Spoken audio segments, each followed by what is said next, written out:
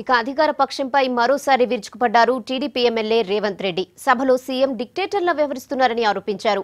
ఇవాళ డీఎల్ఎఫ్ భూములపై చర్చిద్దామన్న ప్రభుత్వం సభను ఎందుకు వాయిదా వేసిందని ప్రశ్నించారు.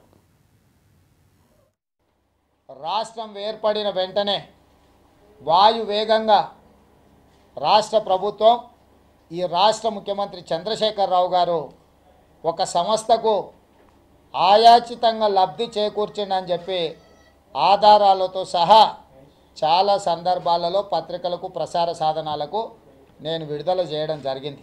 ఎందుకంటే ఈరోజు శాసనసభ చర్చకు తీసుకుంటామని నిన్న చెప్పిండ్రు. ప్రశ్నోత్తరాల సమయం అయిపోయిన వెంబడే చేపడతామని చెప్పారు. ఇప్పుడు కూడా తీర్మానం తర్వాత స్పీకర్ గారు కాల్ అటెన్షన్ మీద నిన్నటి చర్చను కొనసాగిస్తున్నామని చెప్పిన మరుక్షణం తారక రామారావు గారు వెళ్ళి స్పీకర్ గారు చెవులో ఏదో చెప్పిండు. ఏం చెప్పిండో మాకు తెలియదు, కానీ మరుక్షణం శాసనసభను సోమవారానికి వాయిదా వేయడం జరిగింది. రాజకీయంగా మీరు మమ్మల్ని తిట్టో అవమానించో కించపరచో మమ్మల్ని లొంగ తీసుకోవాలనే ప్రయత్నం మీరు చేస్తున్నారు.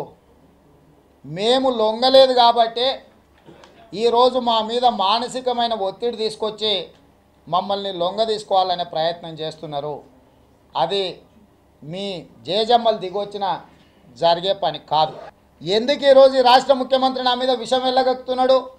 చర్చ మూవ్ చేసింది, అడ్మిట్ చేసింది డిఎల్ఎఫ్ భూములకు సంబంధించి ఆ అంశం తప్ప ప్రపంచంలో ఉన్న అన్ని అంశాలను ఆయన ప్రస్తావించిండు.